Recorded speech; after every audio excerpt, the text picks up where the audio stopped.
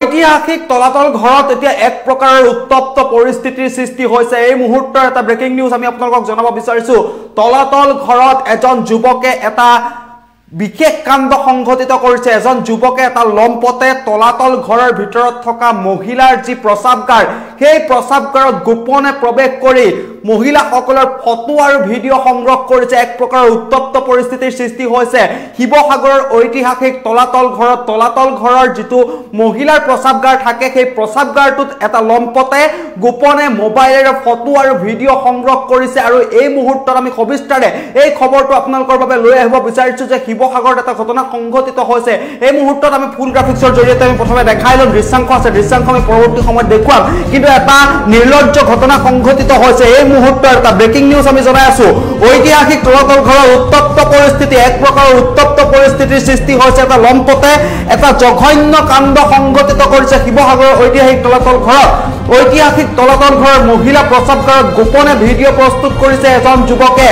এটা লম্পট, সেই লম্পটটোৱে তলাতল ঘৰৰ প্ৰস্ৰাৱগাৰত গোপনে ভিডিঅ' প্ৰস্তুত কৰিছে। মোবাইলত গোপনে ফটো আৰু ভিডিঅ' প্ৰস্তুত কৰিছিল যুৱকজনে।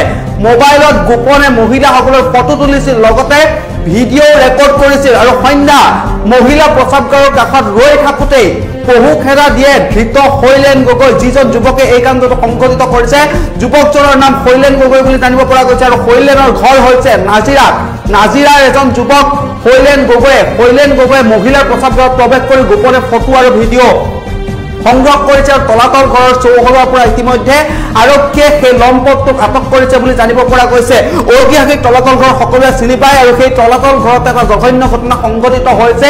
শৈলেন গগৈক কঠোৰ শাস্তি প্ৰদানৰ দাবী জনাইছে স্থানীয় ৰাইজে। ফুল এম্বিয়েন্সৰ জৰিয়তে মই দেখুৱাবলৈ অনুৰোধ জনাম PCR টিমক কি ধৰণৰ উত্তপ্ত পৰিস্থিতিৰ সৃষ্টি হৈছে। ইয়াৰ দৃশ্যাংশ আপোনালোকে লক্ষ্য কৰক। এইটো লম্পটটোক দেখিছে, ইয়াৰ নাম হৈছে শৈলেন গগৈ। আৰু এই লম্পটটোৱে তলাতল ঘৰৰ মহিলা প্ৰস্ৰাৱগাৰত প্ৰৱেশ কৰিছিল আৰু গোপনে মোবাইলত ফটো লৈছিল, ভিডিঅ' কৰিছিল। আৰু তাৰ পাছত এই ধৰণেই স্থানীয় লোকে সেই লম্পটটোক লপাথপা দিছে। চৰ ভুকু সোধোৱা হৈছে। এই লম্পটটোক ইতিমধ্যে আৰক্ষীয়ে আটক কৰি লৈ গৈছে। সন্ধ্যাভাগত ৰখি আছিল তলাতল ঘৰৰ মহিলা প্ৰস্ৰাৱগাৰৰ কাষত ফটো আৰু ভিডিঅ' তুলিবৰ বাবে। আৰু তেতিয়াই স্থানীয় লোকে এই লম্পটটোক আটক কৰিছিল, আৰক্ষীক খবৰ দিছিল। আৰু আৰক্ষীয়ে সেই ঘটনাস্থলীত উপস্থিত হৈ এই লম্পটটোক ধৰি লৈ গাড়ীত তুলি লৈ গৈছিল। আৰু এই লম্পটটোৰ নাম হৈছে শৈলেন গগৈ। ভালদৰে চিনি লওক, এইটো লম্পট নাম হৈছে শৈলেন গগৈ। শৈলেন গগৈ ঘৰ হৈছে নাজিৰাত।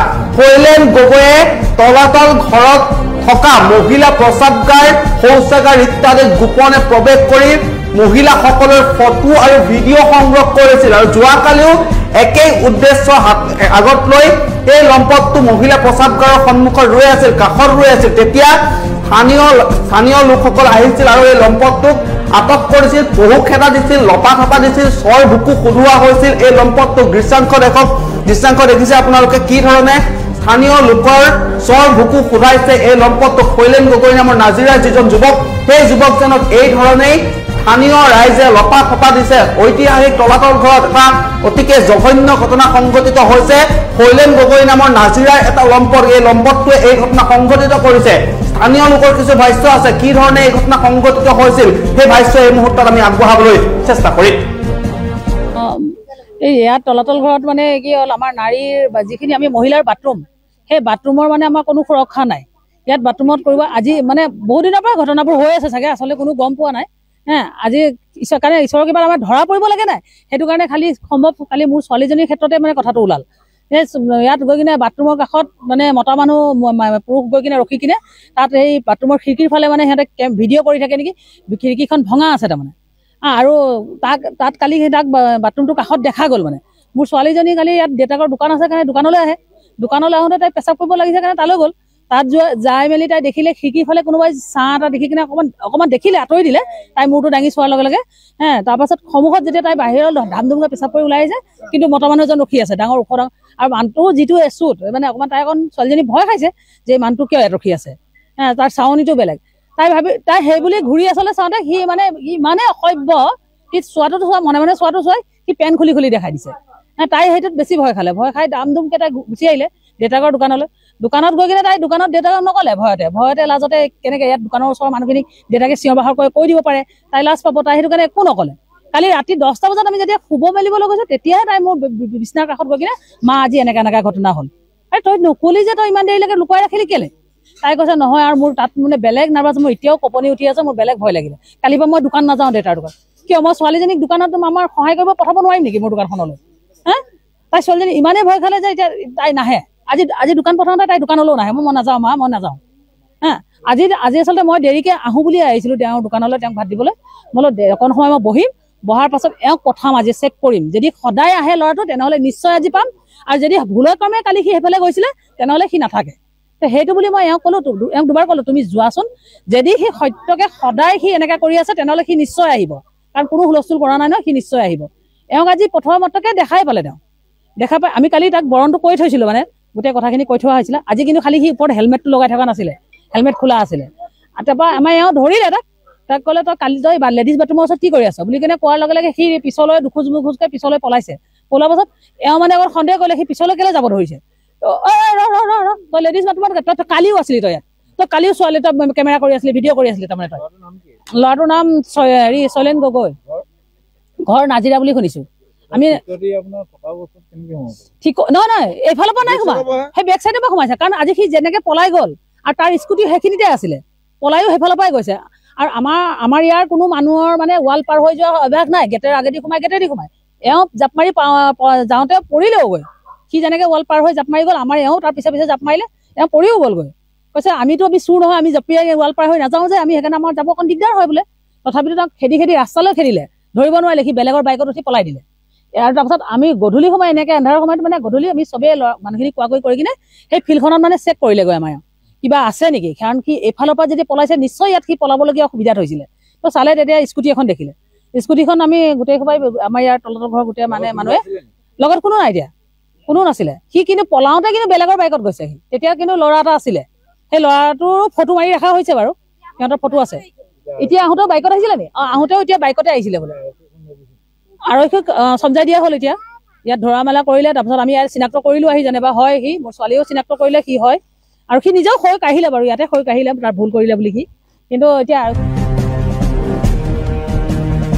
আৰু এয়া আপোনালোকে ভাষ্য শুনিলে এগৰাকী মহিলাৰ ভাষ্য শুনিলে কি ধৰণে এটা লম্পটটোৰ নাম শৈলেন গগৈ আৰু সেই শৈলেন গগৈয়ে ইতিমধ্যে এই কাণ্ডটো সংঘটিত কৰিছে ঐতিহাসিক তলাতল ঘৰৰ মহিলা প্ৰস্ৰাৱগাৰত গোপনে মোবাইল ফোনত ভিডিঅ' প্ৰস্তুত কৰিছিল ফটো তুলিছিল আৰু তাৰ পাছত যোৱাকালি সন্ধ্যাৰ ভাগত এই লম্পটটো ৰখি আছিল ফটো তুলিবৰ বাবে মহিলাসকল বা যুৱতীসকল যেতিয়া প্ৰস্ৰাৱগাৰত প্ৰৱেশ কৰে তেতিয়াই এই লম্পটটোৱে মনে মনে গৈ মহিলাসকলৰ ফটো আৰু ভিডিঅ' সংগ্ৰহ কৰে আৰু বিগত কেইবাদিন ধৰি এই কাণ্ড কৰি থকাৰ অভিযোগ উত্থাপন কৰিছে স্থানীয় লোকসকলে আৰু যোৱাকালিও একেটা উদ্দেশ্য লৈ এইটো লম্পট শৈলেন গগৈ তলাতল ঘৰৰ যিটো ৱাশৰুম আছে যিটো শৌচাগাৰ আছে বা প্ৰস্ৰাৱগাৰ আছে তাত ৰখি আছিল কাৰণ তাৰ উদ্দেশ্য আছিল মহিলাসকল যেতিয়া বাথৰুমত প্ৰৱেশ কৰিব তেতিয়া এই লম্পটটোৱে ভিডিঅ' প্ৰস্তুত কৰিব বা ফটো তুলিব আৰু যোৱাকালি কিন্তু স্থানীয় লোকে এই লম্পটটোক আটক কৰিছে বহুকেইটা দিছে লপাথপা কৰিছে আৰক্ষীক খবৰ দিয়া হৈছে আৰক্ষী আহি উপস্থিত হৈছে আৰু আৰক্ষীয়ে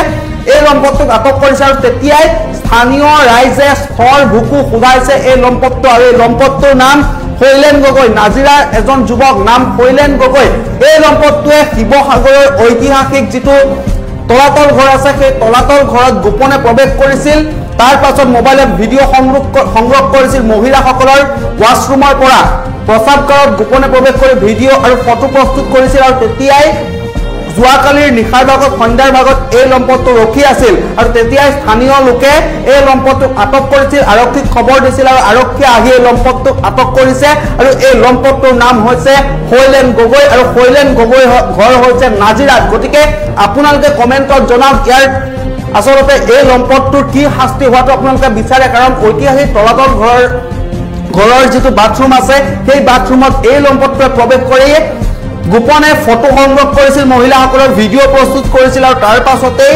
আৰক্ষীয়ে ইতিমধ্যে এই লম্পটটোক আটক কৰিছে এই লম্পটটোৱে এতিয়া কঠোৰতকৈ কঠোৰ শাস্তিৰ দাবী জনাইছে স্থানীয় ৰাইজে